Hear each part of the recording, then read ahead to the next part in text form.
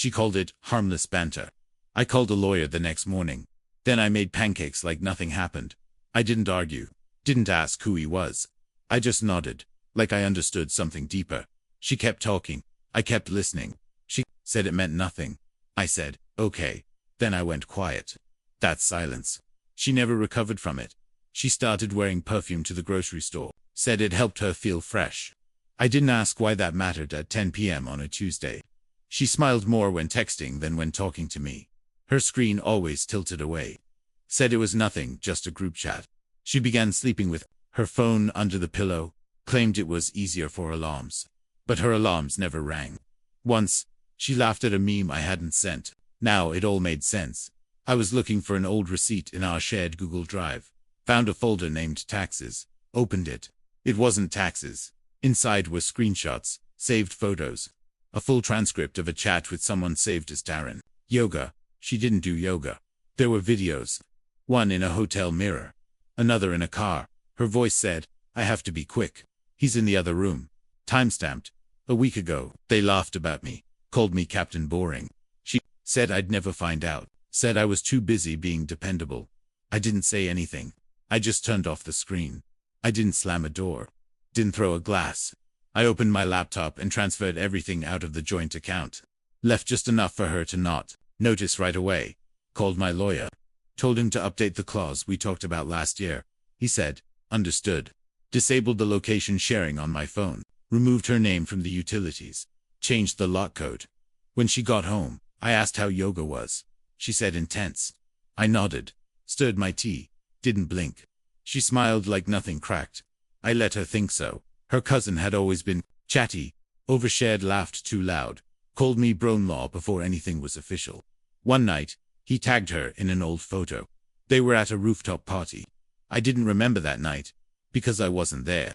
I checked the date. It was during a solo weekend she claimed to need, after a stressful quarter. She said she booked a spa. There she was. In that photo. Same dress I saw dry cleaned 2 days later. Same necklace I never asked about. And next to her, Darren, arm slung over her shoulder like they'd rehearsed it. I messaged the cousin. Asked if he took the picture. He replied, didn't she tell you you were invited? We thought you were busy. I didn't reply. A week later, I saw them again. Him, her, and Darren. In a reel from 6 months back. He looked at me like I was the fool. She texted late. 1:03. A.m. Said she'd been thinking. That things had spiraled. That maybe she was just unwell. Blamed the pressure. Her childhood. Said I didn't make her feel seen. Said Darren was a mistake. A reflection of trauma, not desire. Said she needed help, not judgment. That she missed us. The last line read, you never stopped loving me. Right. I waited until morning. Replied, wrong. Nothing else. Just that. She didn't text back. Not for 3 days.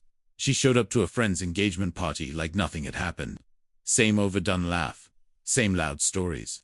But people had changed. Conversations stopped when she entered. Hugs turned into nods. Eyes scanned her, then looked away. Someone had shared the screenshots. The messages. The videos. Her best friend unfollowed her the next day. The group chat went quiet. She tried reviving it with a meme. No one responded. Her boss called her in. Behavior unbecoming, the email said.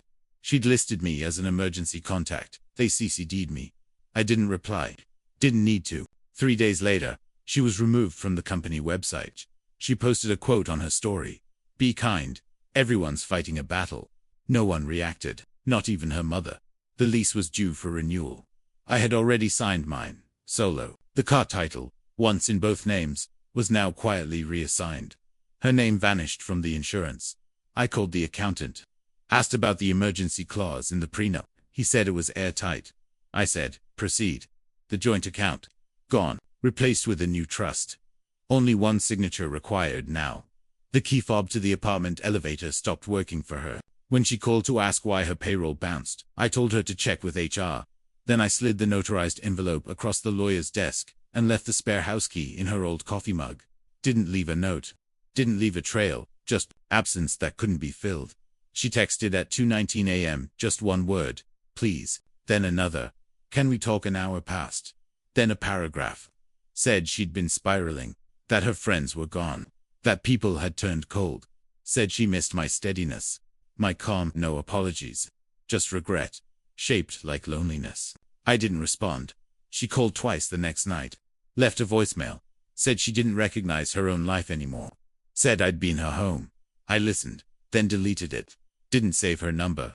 Didn't need to. She posted a photo of us from 3 years ago. Smiling, pre-anything. Caption: if I could go back, I'd choose you again. A few likes. One sad emoji. No comments. That night, another voicemail came through. Her voice cracked halfway.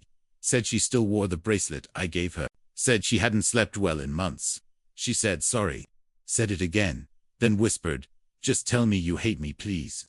I didn't press play on the second voicemail. She said it was just flirting. I said nothing.